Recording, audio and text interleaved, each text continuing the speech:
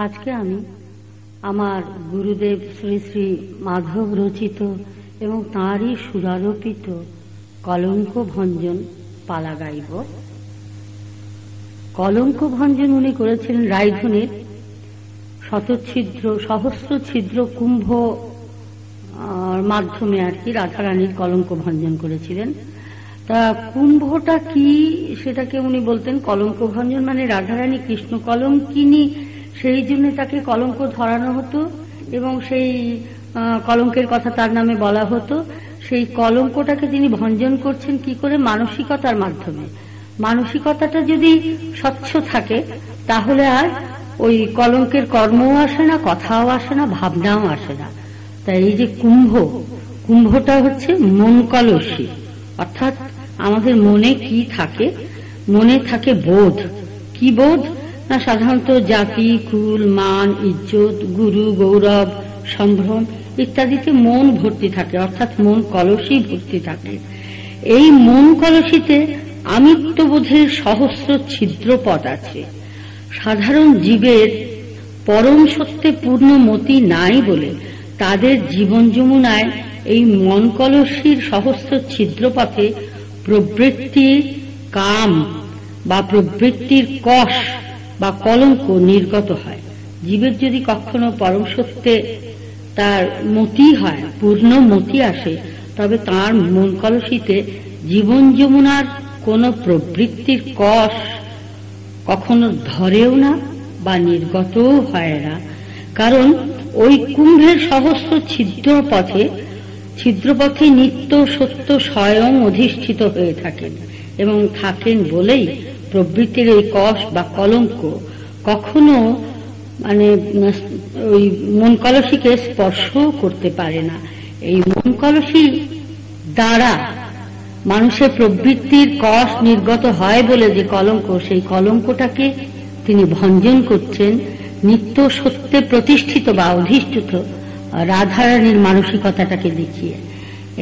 এইবারে আমি ওনার সুরারোপিত এবং রচিত কলঙ্ক ভঞ্জন পালা গাইছি।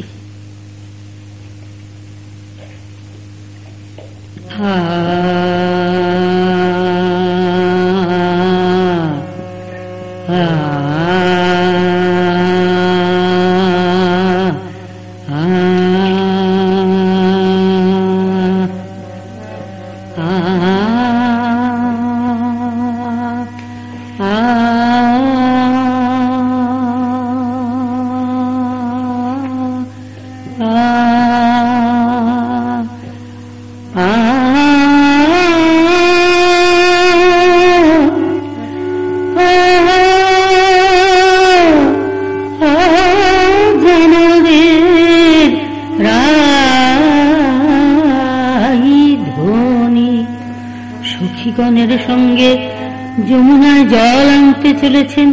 এমন সময় গোপিনীগণ যমুনা থেকে জল নিয়ে ফিরছে। তারা রায়ধনীকে দূরে দেখতে পেয়ে এক ব্রজ গোপিনী অন্য ব্রজ গোপিনীকে বসে দেখ দেখ দেখ ও যে কৃষ্ণ কলঙ্কিনী রায় এই পথে আসছে, তোরা পথ ছেড়ে দে, পথ ছেড়ে দে। কেন? ও রঙের বাতাস লাগলেও আমাদের শেষে নির্মল কুলে কলঙ্ক হবে। তাই তোরা সরে দাঁড়া, সরে দাঁড়া, সরে দাঁড়া। ভাবুন, যার পরশে ত্রিভুবনের ত্রিতাপ জ্বালা দূরীভূত হয়, তাঁর অঙ্গের বাতাস লাগলে নাকি গোপীগণের নির্মল কুলে কলঙ্ক হবে? গোপীগণ বলছে, একজন গোপী বলছেন, গোপিনী বলছেন, কেন রাধার এমন কি হয়েছে ভাই? তখন আরেক গোপী বলছে, আরে ছি ছি, ওসব বড় ঘরের বড় কথা, ও কথা শুনে পবিত্র মনকে আর কলুষ করে কাজ নেই ভাই। আমরা হলে লোক সমাজে মুখ দেখাতে পারতাম না। ওই যে নন্দের বেটা কেষ্টাটা, এই কেষ্টাটার সঙ্গে রাধা কি না ঢলাঢুলি করে বেড়াচ্ছে। আমাদের হলে আমাদের বাড়ি থেকে নগর থেকে তাড়িয়ে দিত রে। ও রাজনন্দিনী তো, সেই জন্য যে বৃষভানন্দিনী কৃষ্ণ কলঙ্কিনী ওকে ছুঁয়ো না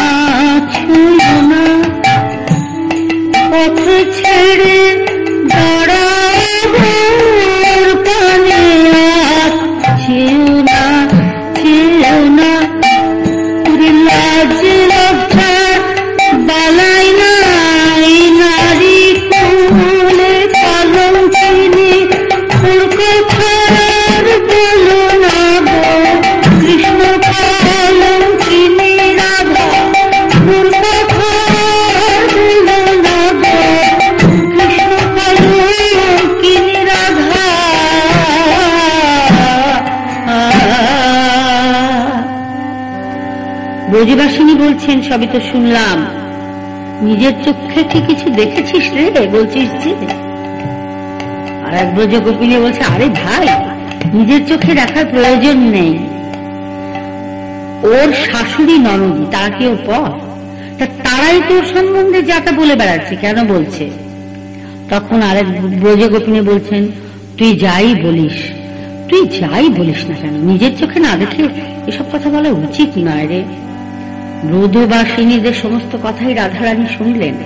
তখন কেঁদে কেঁদে ললিতা বিশাখাকে বললেন, ললিতে, বিশাখে রে, তোরা শুনলি তো, আমি আর কত সহ্য করব বল বল বল তোরাই বল, আর তো সহ্য করা যায় না। ওদের মুখে তো সব কথাই শুনলি, আমার বাতা শোনা কি অপবিত্র রে? এর চেয়ে আমার তো মরণই ভালো। আমার কথা তুই ছেড়েই দে, যা বলছে বলুক, কিন্তু আমার নিষ্কলঙ্ক প্রাণবল্লভের নামে যে কলঙ্ক দাগ ওরা দেয়, সে তো আমারই কারণে। এ কথা ভাবতে আমি প্রাণে মরে যাই। কিন্তু ভেবে দেখ, প্রাণমা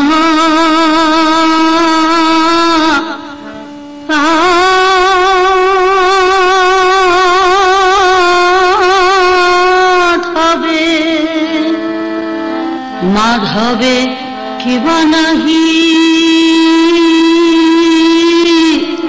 চাহে,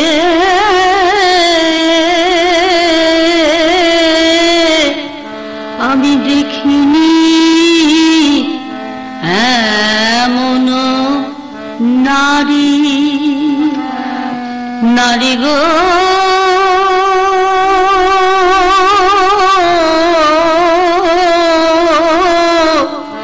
আমি দেখিনি এমন নারী, শুধু আমি ভাবিনি হলেন কলঙ্কিনী, আমি অভাগিনী হলেন কলঙ্কিনী, বলে গোকুল নারী, আমায় বলে গোকুল নারী। তারা আমার মতো যেন গোহায়, আমার মতো যেন গোহায়। কৃষ্ণ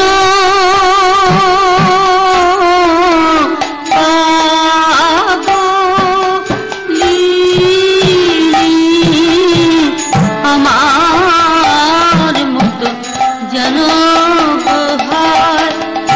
বুধবার পাই আমি দিবস রজনী এই মিনতি করি, বধূ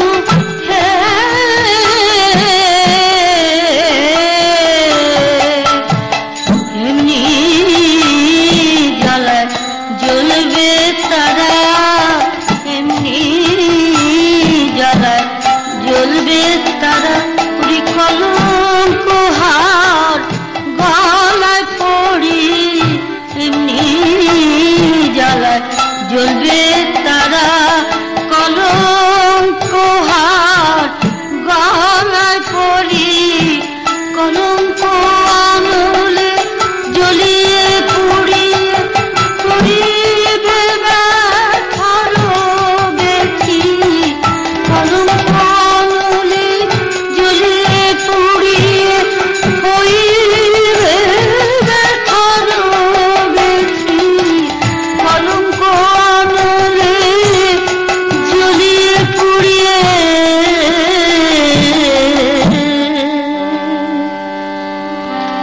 ললিতা তখন বলছে, রাই, তোমাকে তো আগে কত বারণ করেছিলাম যে ওই রাখালিয়ার সঙ্গে প্রেম করো না, তুমি খুব বিপদে পড়ে যাবে। আমি তখনই তোমায় বলেছি, রাই, তুই প্রীতি মূরতি কভু না হেরিবি, পড়িবি কলঙ্ক ফাঁদে। হারাই প্রীতি বানে রহিতে নারী বিকুল মানুষ সব যাবে, কুল মানুষ সব যাবে। ওরে কলঙ্ক সাগরে হাবুডুবু করি মরমে মরিবি লাজে। প্রীতি বলিয়া প্রীতিন অখর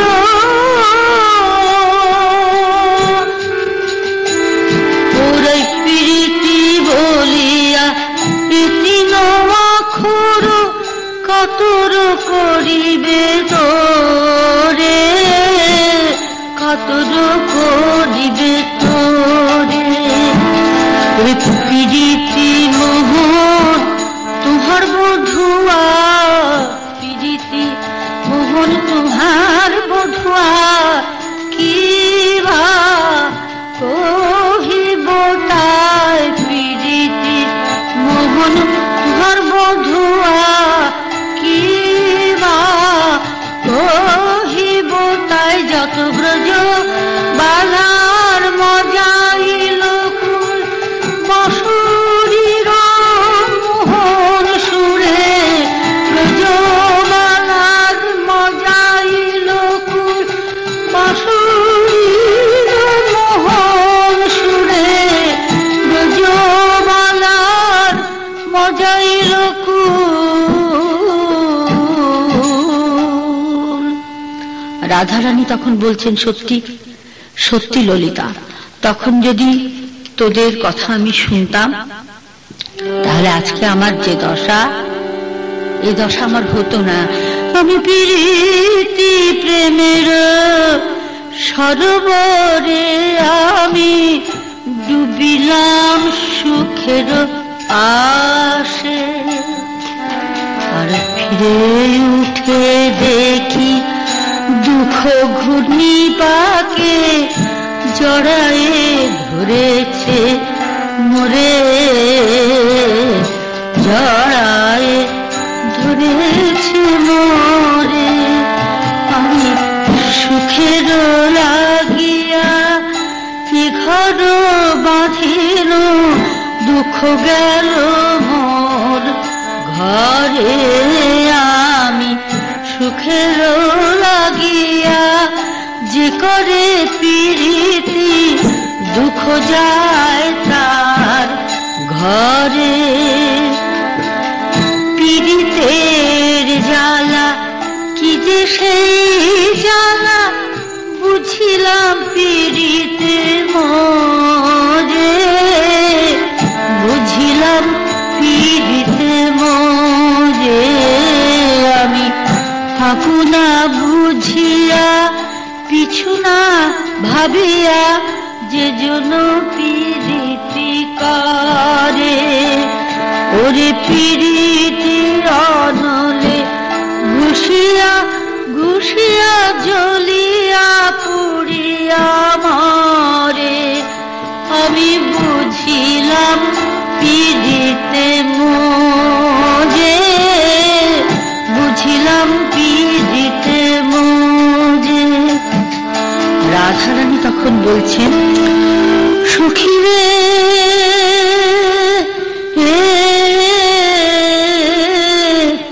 সখী আমার, আমি বলি শুনুন, আমি যার কেউ না হই, ছেড়ে দিক আমারে সই। যমুনার গর্ভে স্থান লো,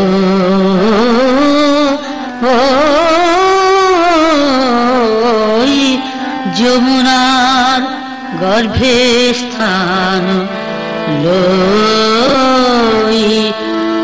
আর যে থেকে কেন সই, বিনা দোষে দোষী হই। কেন বা কলঙ্কের বোঝা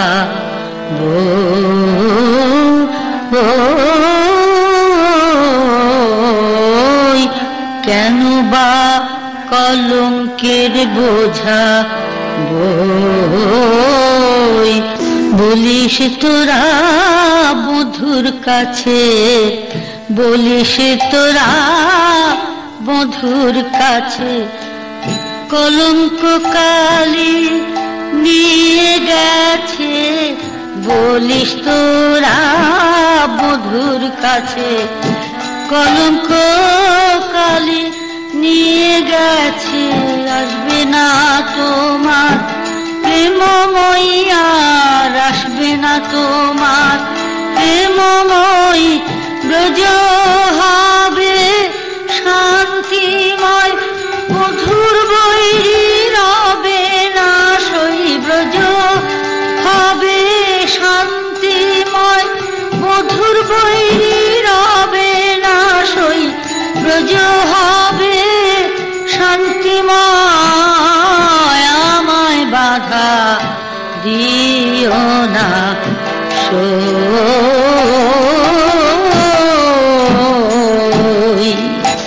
তখন ললিতা বলছে, যাক রাধারানী, যা হবার তা তো হয়ে ইচ্ছাময় ইচ্ছাতেই হয়েছে, তো উনি আর দুঃখ করে লাভ নেই। চল এখন যমুনা থেকে জল ভরে ঘরে যাই, আর সারা বৃন্দাবনে কৃষ্ণের ষোড়শ গোপিনীদের ডেকে ডেকে বলবো। চল আমরা সবাই মিলে আজকে কৃষ্ণের কাছে যেয়ে আগে অনুরোধ করি যাতে তোর কলঙ্ক ভঞ্জনের জন্য তোর প্রাণবল্লভ কিছু করেন। যতক্ষণ পর্যন্ত এই কলঙ্ক ভঞ্জনের কথায় উনি স্বীকৃতি না দেবেন যে ভঞ্জন করব, ততক্ষণ পর্যন্ত তার চরণ আমরা কিছুতেই ছাড়বো না। চরণ ছেড়ে আসবোই না, তাতে প্রাণ যায় যাবে। তোকে আর সঙ্গে, তোকে এই সঙ্গে আর আমরা নিয়ে যাব না।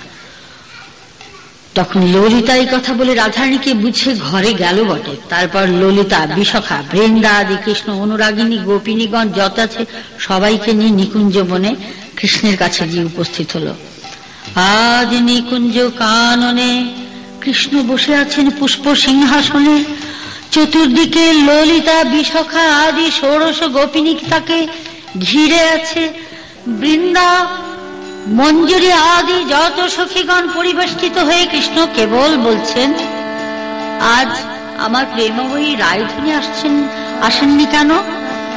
চন্দ্রবীণা যেমন আকাশ তেমনি রাধারানী বিনা নিকুঞ্জ কানন, এ ভাব অবলোকন করে আমাদের কৃষ্ণ বলছেন, বৃন্দে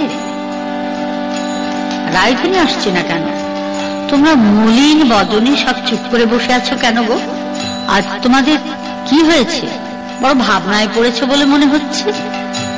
আমার প্রাণাধিকা রায়ধনীকে রেখে এলে কেন? বৃন্দে কেন গোহেরি মলিন বদন, কেন গোহেরি মলিন বদন, ঘটেছে কি অঘটন? কেন গোহেরি মলিন বদন, আসে নাই কেন বিনোদিনী?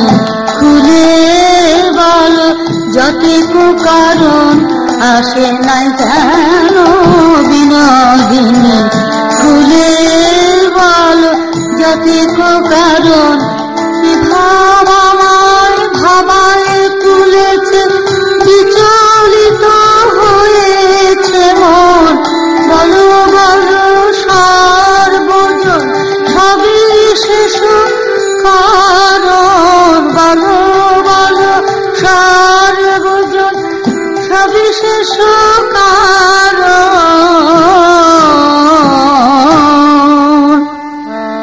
তখন বৃন্দা এগিয়ে গিয়ে বলছে, মাধবকে, ওহে মাধব, তোমাকে আর কি বলবো? অন্তর্যামী তুমি, তুমি কি না জানো বলো তো? আমাদের আজ এহেন মনোবেদনার কারণ। সবাই মিলে তোমার কাছে এসেছে নিকুঞ্জের কাননে। কেন জানো? আমাদের কে কি বলে না বলে তাতে আমাদের কিছু এসে যায় না, কিন্তু এই যে রায় কলঙ্কিনী, রাধা কলঙ্কিনী, তো তোমাকে ঘিরেই বলে, তোমার জন্যই তো তাকে বলে। তোমাদের দুজনার এই কলঙ্কের কথা আমাদের তো সহ্য হয় না মাধব। তুমি বলো, আমাদের কলঙ্কের কথা শুনে রায়ধনীকে আর তোমাকে যে কলঙ্ক দাগ দিচ্ছে, তোমাদের কলঙ্কের কথা শুনে আমরা আর ধৈর্য ধরতে পারছি না। যদি এই কলঙ্কের হাত থেকে আমাদের মুক্ত করতে না পারো, রাধার কুঞ্জে আসা তো দূরের কথা, আমরা কেউ কখনো কোনোদিন তোমার কাছে আর আসবো না। তুমি কোনোদিন রায় দর্শন পাবে না। এই কলঙ্কের একটা বিহিত তোমাকে করতেই হবে, কারণ ঘাটে পথে মাঠে রাধা কলঙ্কিনী সবাই ডাকিয়া বলে, সবাই ডাকিয়া বলে।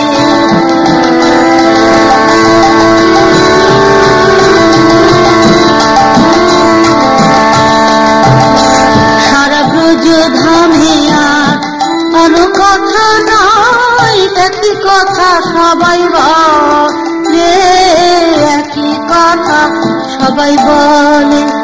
তুমি বুঝিবে না নারীর ব্যথা, বুঝিবে না, বুঝিবে নারী হলে, বুঝিবে না নারীর ব্যথা, বুঝিবে নারী হলে।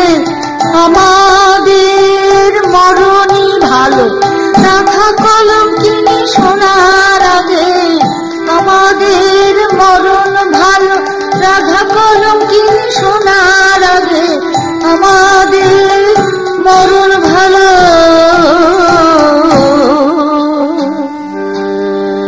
কৃষ্ণ এখন বলছে, কই এমন কথা তো আগে কখনো শুনিনি। আমি জানতাম ওই জটিলা কুটিলা এই মনের দুঃখে ক্ষোভে রাধাকে কলঙ্কিনী বা আমাকে আর তাঁকে নিয়ে অনেক ছোট বড় কথা প্রচার করে থাকে, রটনা করে থাকে, কিন্তু সারা ব্রজধাম রাধা কলঙ্কিনী বলে, এই কথা তো আগে শুনিনি। আর একটা কথাও বলি, যদি রাধা কলঙ্কিনী বলে রটনা হয়েই থাকে, তবে আমি তার কি করব বলো? আমি কার মুখ চেপে ধরবো বলো? আর আমার কথা তারা শুনবেই বা কেন বলো? এই কথা বলতে তখন বৃন্দা বলছে, আহা মরি মরি, কি কথাই শোনালে গো।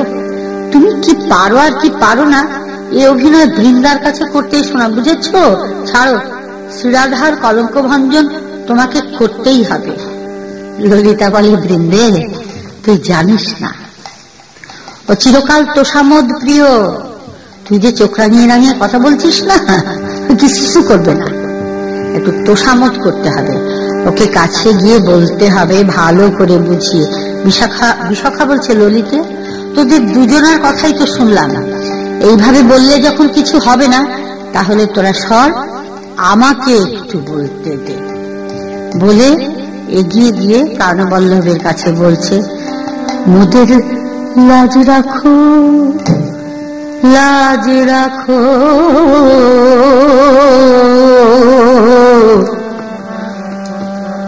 লাজ রাখো হে মুরারি, লাজ রাখো, লাজ রাখো, লাজ রাখো হে মুরারি, লাজ রাখো। ডুবে ডুবে যাবে নারী ফুল তোরি, লাজ রাখো হে মুরারি, লাজ রাখো। অকুলের কুল তুমি, তুমি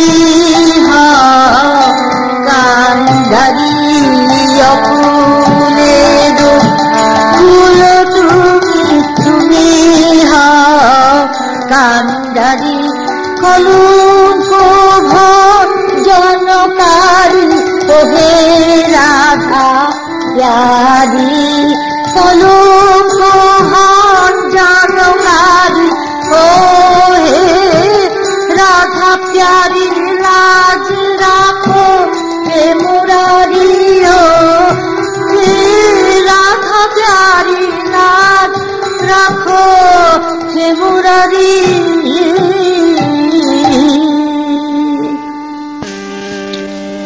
এরপরে শ্রীকৃষ্ণ বললেন, যো এই কাণ্ড, এই জন্য তোমরা সবাই দলবল নিয়ে এসেছ আমার কাছে।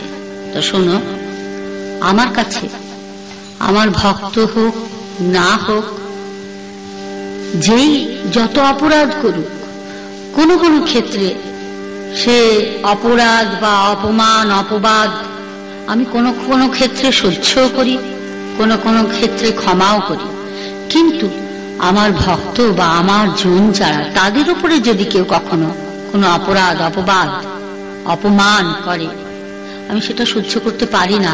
কারণ সেখানে আমি বিচারকের ভূমিকায় দাঁড়াই। বিচারকের ভূমিকায় দাঁড়িয়ে আমাকে সঠিক বিচার করতে হয়, আমার পক্ষে সেখানে ক্ষমা করা সম্ভব হয় না। তা আমার রাধারানীকে বা তোমাদের কলঙ্কিনী যখন বলেছে, তখন এর বিহিত আমাকে করতেই হবে। তোমাদের চিন্তা নাই, তোমরা যাও, গৃহে ফিরে যাও, আমি গোচারণে যাই, দাদা বলরাম আছে। ভেবে এই কথা বলে শ্রীকৃষ্ণ গোচারণের দিকে গেল। আর সখীবৃন্দ সবাই বরসানে রায়ধনির কাছে। রায়ধনিকে দেখে তখন রায়ধনি সখীদের দেখেই বলছে, কি হলো কি হলো বৃন্দা, তোরা যে গেলি? প্রাণবল্লভ কি বললেন? তখন বৃন্দা ললিতা সবাই যা বলেছেন শ্রীকৃষ্ণ সে কথা বললেন। বললেন তাহলে তো হলোই, দেখো দেখেছিস, তোরা বললি আর উনি বললেন যে উনি ব্যবস্থা করে দেবেন, তাহলে আমাকে তোরা কেন নিয়ে গেলি না বলতো? অকারণে আমি মাধব দর্শন থেকে বঞ্চিত হলাম বলেই ওই অবস্থায় ছুটে চলেছে একবার তাকে দেখবে বলে। বৃন্দা বলছে, আরে আরে আরে তুই কোথায় ছুটে যাচ্ছিস? এই বেশভূষা এরম ভাবে কি গোচার ওখানে যাওয়া যায় নিকুঞ্জ কারণে? প্রাণবল্লভের কাছে যাচ্ছি, আর একটু পরিষ্কার করে সাজিয়ে দি। তখন রায়ধনী বলছেন, তোরা আমায় কি সাজে সাজাবি বল? তোরা সাজের কি জানিস রে? আমার মনের ভূষণ গোবিন্দ শরণ,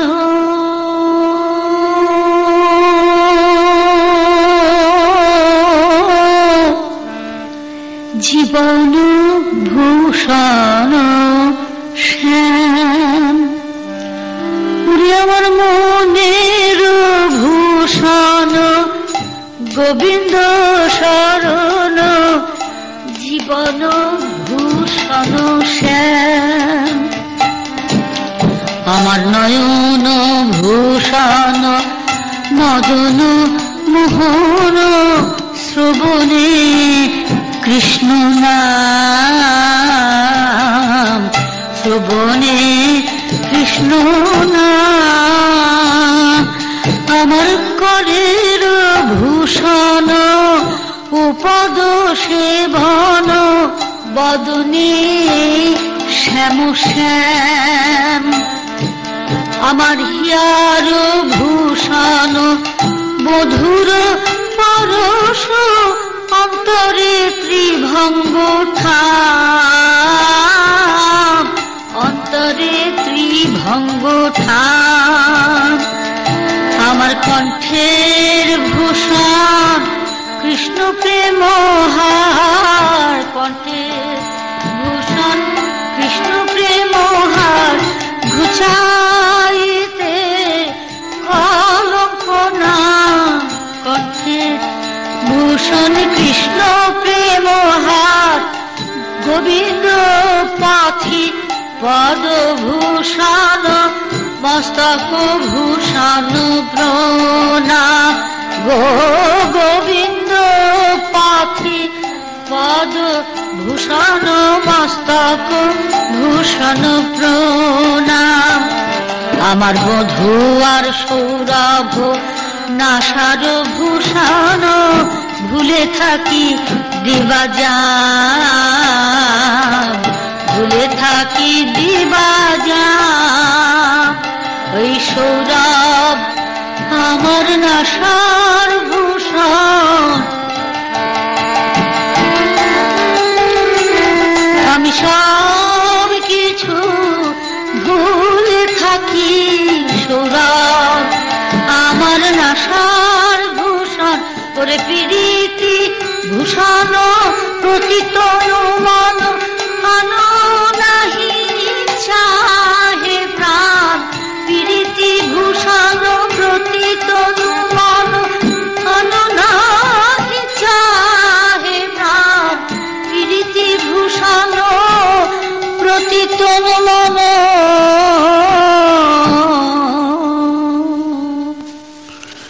ললিতা ললিতা তখন বলছে, রাই, এই কি কথা তুই আমাদের শোনালি? এই ভূষণ যাতে আমাদেরও হয়, একবার তুই সে ব্যবস্থা করিস, তুই সে কৃপা করিস রাই। তখন বৃন্দা বললে, তুই আমার কথা শোন, আমি যে সমস্ত ব্যবস্থা করে এসেছি, এখন তুই ঘরে চল। কলঙ্ক ভঞ্জন আর মধুর মিলনের জন্য অতি অতি সত্তরই ডাক পড়বে, বুঝেছিস? রায়